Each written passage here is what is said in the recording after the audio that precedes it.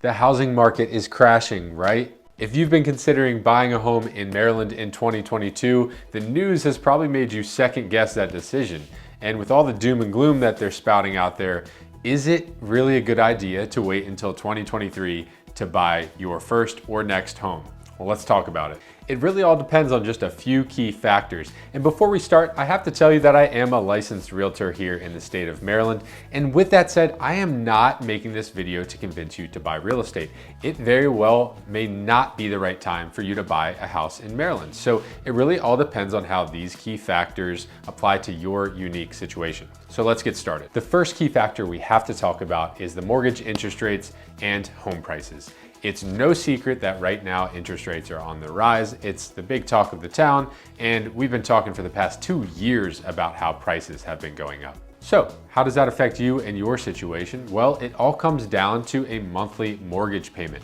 What can you comfortably afford on your budget? And if you haven't written out a budget and this is your first home or even your next home that you're buying, that is the very first step. You should be writing down your entire budget to figure out what you can comfortably afford in your monthly mortgage payment. And this might not be the best time for you to buy if that monthly mortgage payment that you're able to afford is stretching your budget too thin or even putting you in the negative. That would not be a good time to buy. You would either want to go and search for cheaper places and maybe a less desirable area for the short term, or save up more money and work on increasing your income and decreasing your liabilities so that you can afford the house in the area that you want to be in.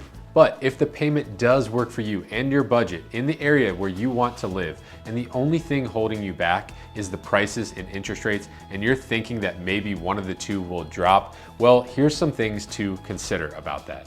If interest rates drop, you have to think about what that means for home prices.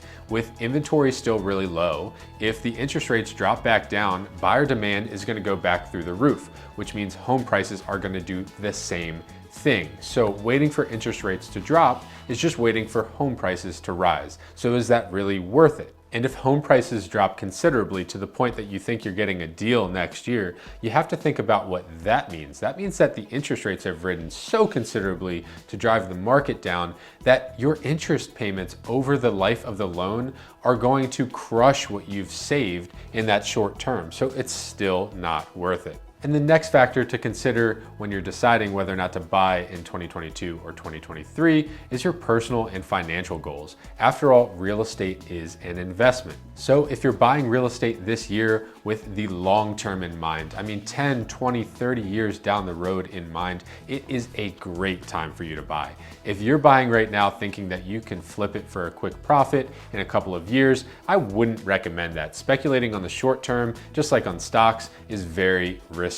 And for those of you that are moving to an area more for the experience or it's more for personal reasons, not so much the investment, I have another idea for you.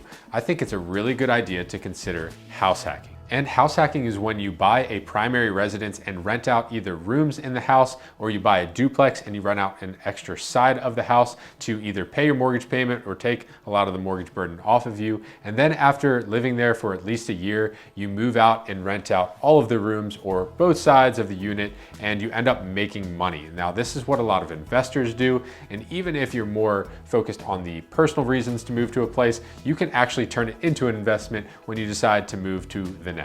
And the last factor to consider is whether or not you have enough cash reserves to own a home.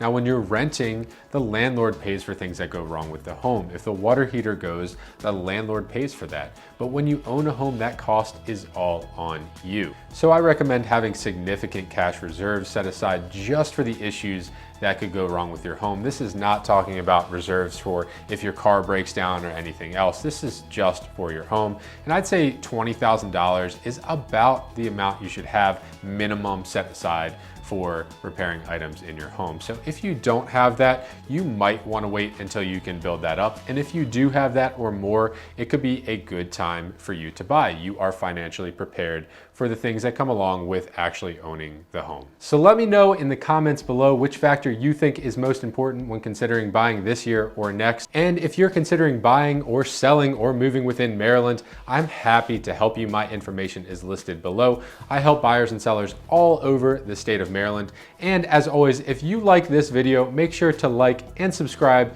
so that you stay up to date on all of my videos about living in Maryland.